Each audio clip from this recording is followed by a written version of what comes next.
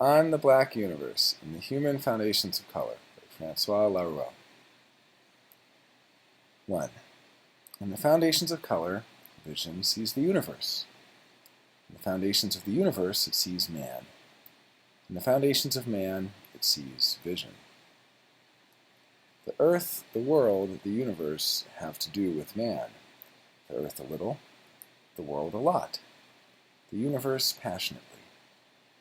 The universe is the inner passion for the remote. Man works the earth, lives in the world, thinks according to the universe. The earth is man's ground, the world his neighbor, the universe his secret. The earth is the strait through which passes the light of the world. It is the tongue made of sand and water, upon which, standing, man strides against the world. The world is everything too vast and too narrow for the earth, and again too narrow for the universe. Man gropes around the world, and the world floats in the universe, unable to touch its borders. Into the world of narrow-minded thoughts, man brings the emotion of the universe. The universe, an object greater than the world, is not the object of thought, but rather its how, or its according to. The universe is an opaque and solitary thought which has already leapt through man's shut eyes as the space of a dream without dreaming. The universe is not reflected in another universe, and yet the remote is accessible to us at each of its points. The world is the endless confusion of man and universe, the universe treated as man's object. The forgetting of the essence of the universe is less noticeable than the forgetting of the world. Mm-hmm. The forgetting of man as one of the universe, and the universe as one through man, is less noticeable than the forgetting of being in the world. So these last one, and now we've entered the end of section 1. Right. So these last few, I think, are part of Laruelle's project where, this is like his critique of philosophy. The world is the endless confusion of man and universe. The universe treated as man's object. So that's a slam against a bunch of philosophers. He calls himself a non-philosopher because he's like wanting to think up a different way or develop a way of thinking that is determined by the real, but does not treat the real as something less than the power of thought. He kind of wants to humble or castrate the arrogant, logocentric philosophers who think that they can philosophize everything. Kind of similar to Badiou, how even though he claims to be very different from Badiou, Badiou has his own attack on what he calls philosophical suture. Sutures are stitches, and he kind of makes philosophy out to be almost like a parasite onto the 4 great regimes of truth. Basically 4 different kinds of truth.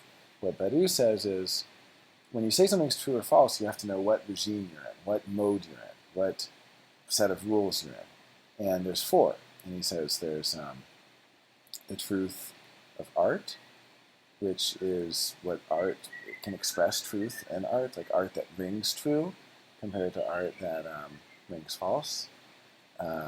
And here, philosophy tries to suture itself to art in the field of aesthetics and tries to have the last word, because again, it tries to usurp and say that it's bigger than art. Right. Philosophy does, when really art has its own inner logic and its own inner truth. The other would be science, scientific truth. That's truth that can only be demonstrated through evidence or proof or, through experimentation. And there's the truth of formulas, and the truth, like scientific truth is the truth of engineering, and the truth of, how things work. Yeah, how things work. And that's totally different from artistic truth, right? Like, you can't prove scientifically that some art is truer than other. Right? Then there's political truth. Political truth, like the truth of Marxism. You can't prove its validity, but but yet there is political truth that there is such a thing as true injustice, or there is such a thing as a lie or a falsehood. If you're saying no, there was no injustice there, Right. you can, but you can't prove that scientifically, and it's also different from artistic truth. It's political truth. Moral It's belief. kind of, yeah, but again, the study of axiology would be the philosophical attempt to suture itself to political truth, right? And to say, we philosophers get to say the truth about politics.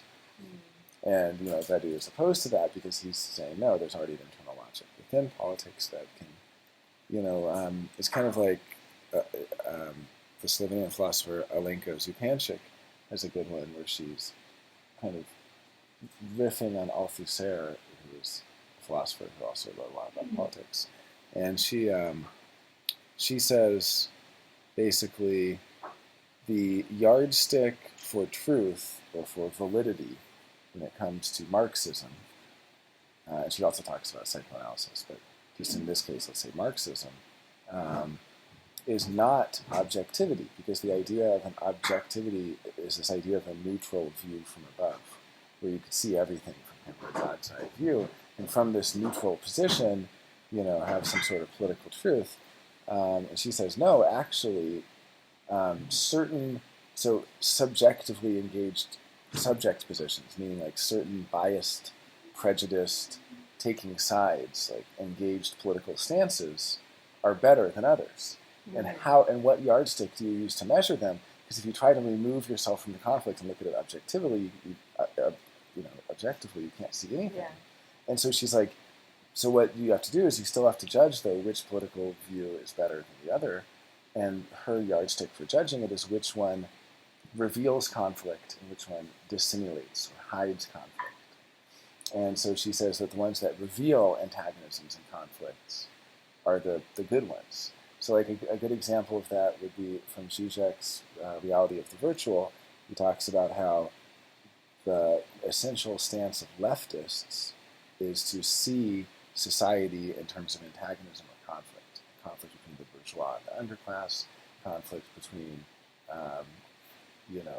all of those who are benefiting from the labor of those who are exploited by them, and so on. Mm-hmm. Whereas the right wing sees society as very harmonious, no conflict, and then they say, but those immigrants, they're the ones causing the conflict, or this outside, like their vision. If you were to like make a picture of it, the leftist view is like society, and with like a slash through it, divided, and like society internal within society is conflict.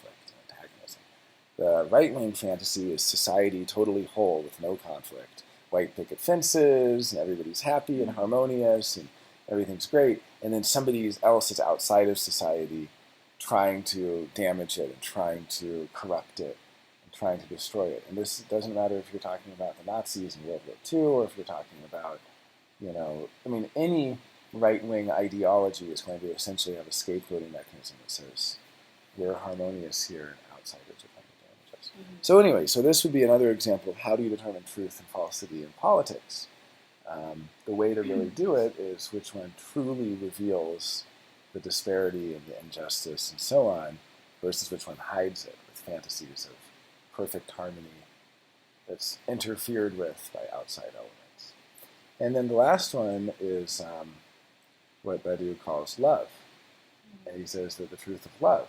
How can you say what is true love and not true love, what true or false love? And he says that philosophy tries to have the final say here, but actually there's already a field of the study of love and the study of truth and love and of desire, the truth of desire, and that is psychoanalysis.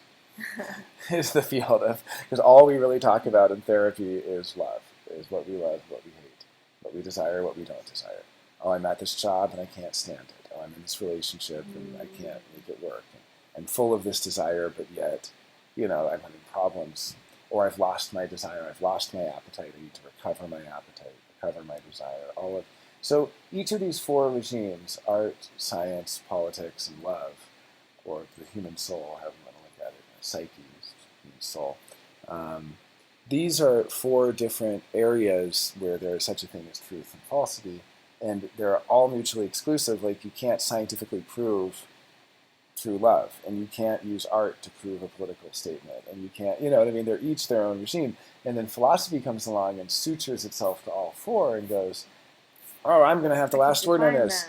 The field of aesthetics, you know, is going to be the study of art, and the field of ethics is going to be the study of politics, and the field of you know, philosophy of science, and the field of you know, even right. like, all those things are religion formless, and it's trying to create containers for them. Well, yeah, or it's that? trying to be, yeah, it's trying to use the power of thought to determine the reality of each of those fields. And so even though Laruelle distances himself from Badiou and has a lot of critiques of Badiou, I think he's doing something similar here when he says the world is endless confusion of man. Unfortunately, it's translated as man because it's probably in the 80s or something, but of humankind and of universe. The universe treated as man's object. And he doesn't like this. He doesn't like the idea like that philosophers are going along being like, you know, so what Laruelle calls it is the philosophical decision. And the philosophical decision is that philosophy can philosophize everything, that thought can think everything. And so it puts thought and philosophy as the greatest container within which everything else is contained. And he wants to humble it and say, no, he wants a non-philosophy which is determined by the real. He calls it unidirectional or a unilateral determination by the real, meaning that your thought should be responsive and receptive to that reality, which your thought then reflects in some sense, but it's not that your thought is. So he's against like Kantians and a lot of epistemological thinkers and so on who are all about kind of the movement in philosophy. I mean, he goes back even to Plato and Aristotle and stuff, but he traces this movement in philosophy, which really kicked into high gear in the 1700s with the dismantling of metaphysics and the rise of epistemology, which is basically verificationism and basically all these ideas that our minds are creating our realities and all this stuff, and they're putting the mind first and they're putting thought first. And he's like, no. The mind is just this tiny little thing that at its best, when it's humble, can be determined by the reality, not something that creates the reality. So he's going against a lot of movements in philosophy that are all about like the supremacy of the mind above all else. You know what I mean? Like that see the mind as the ultimate, you know, pinnacle. And people like Reza Negarestani, who talks about weaponizing intelligence and basically kind of glorifies the ability of the mind to, or the intellect to control everything. Oh, I see the horse over there. I see the horse. Okay, yeah. There's the horse over there. Our neighbor has a horse, and its ears are just poking up. See those ears? Oh. It looks like, yeah, there's the ears. No, you don't see the ears? No, I do. Their ears are just sticking up above them. It's so cute. I love our neighbor's horse. Okay, well, I'm just gonna keep. Oh. Yeah. He has a mask on probably because it's sunshine. But yeah, so I mean, this is just like a little bit of like Laruelle's slam against. No, that's wonderful. It's so true. It's like they're trying to, like as you were saying, act like dominate it, and it's like you can't. The universe is bigger than that. Well, yeah, and I mean, it is hard for me to really fully understand what Laruelle means by a lot of these things, because the other interesting thing is he loves to keep words very generic, and part of his philosophical project, or what he calls non-philosophical, is to get rid of so much baggage that words have. So, like, the words are. Hey, we're recording. Can you talk in the other room, Michelle? Okay. Well, she doesn't hear me. Anyway, it's fine.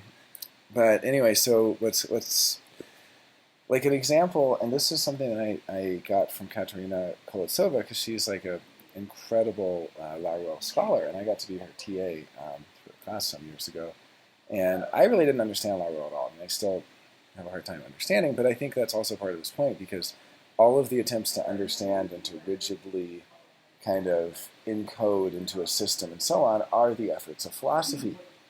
And so part of what he does is he tries to keep the words generic, as he calls them. And so a great example was he was talking about survival.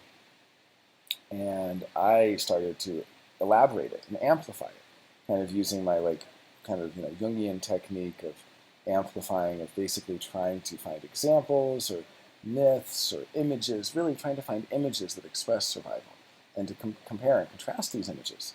And so, for instance, I brought up Darwin's notion of survival, and different understandings of Darwin, readings of Darwin, the kind of misunderstanding of the competitive capitalist mode of survival of the fittest versus the maybe more idealistic cooperative mode versus adaptation, other things. Then I brought up Freud and his use of biology and inspiration from Darwin. Yeah. All of these, and like survival, and we were talking about survival and trauma,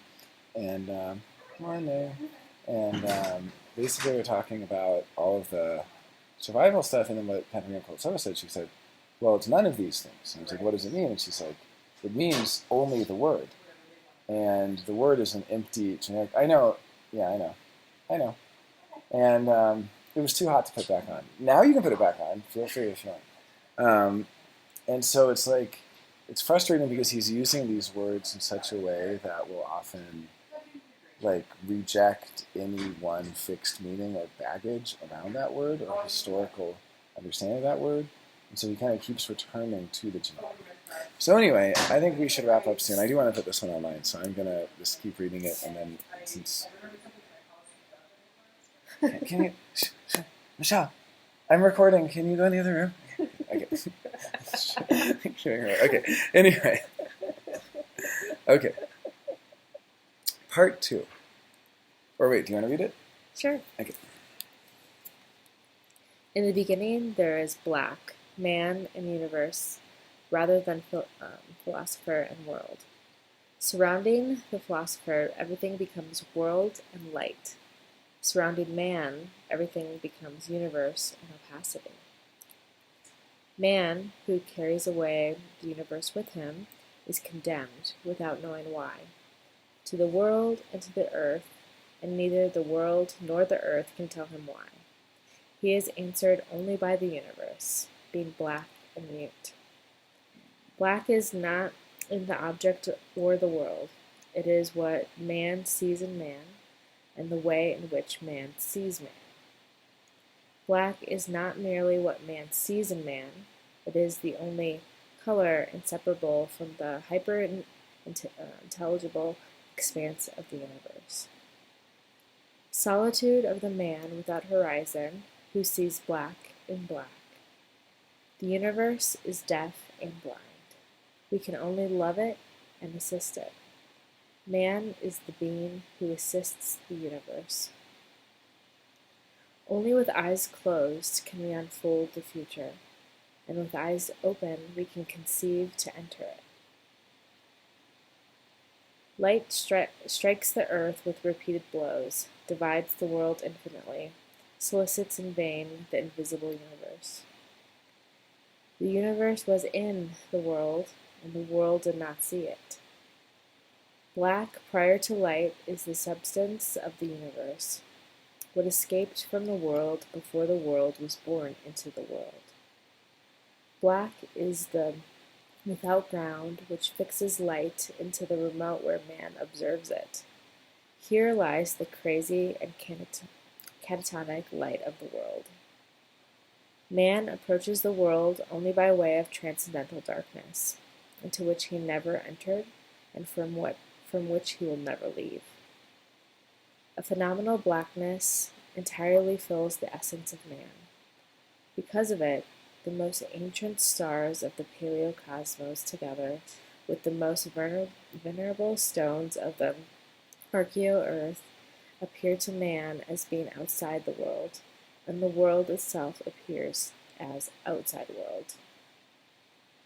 The black universe is the opacity of the real, or the color that renders it invisible. And this is part 3. So that was, it's okay. I started writing. No, it's good. I think we should keep going. It's not very long. I think we can get through the whole thing. Okay. Yeah, you can keep going. I was just pointing out that this is now part 3. So, yeah, and his last statement of part 2, because these are kind of a place to pause.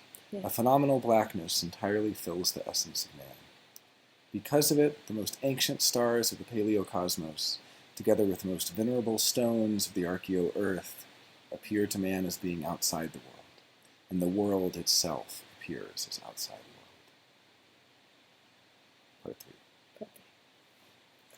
The black universe is the opacity of the real, or the color that renders it invisible. No light has ever seen the black universe. Black is anterior to the absence of light, whether this absence be the shadows that extinguish it, whether it be it nothingness or its positive opposite. The black universe is not a negative light. Black is the radical of color, what never was a color, nor the attribute of a color, the emotion seizing man when affected by a color. As opposed to the black objectified in the spectrum, black is already manifested before any process of manifestation. This is vision in black. Black is entirely interior to itself and to man. Black is without opposite, even light, which tries to turn it into its opposite, fails in the face of the rigor of its secret. Only the secret sees the secret, like black and black. The essence of color is not colored. It's the black universe. Metaphysical white is a simple discoloration, the prismatic or indifferent unity of colors. Phenomenal blackness is indifferent to color because it represents their ultimate degree of reality, that which prevents their final dissolution into the mixtures of light. Philosophy and sometimes painting treat black and white as contraries, colors as opposites. They mix them under the authority of light as the supreme mix. The human science of color is founded on the blackness known as the universe. They cognitively unify man, the universe, and color theory, and their potencies in black, which is their common reality, but in the last instance only. A human science of color makes the black universe the requisite that is real or immanent to their physics.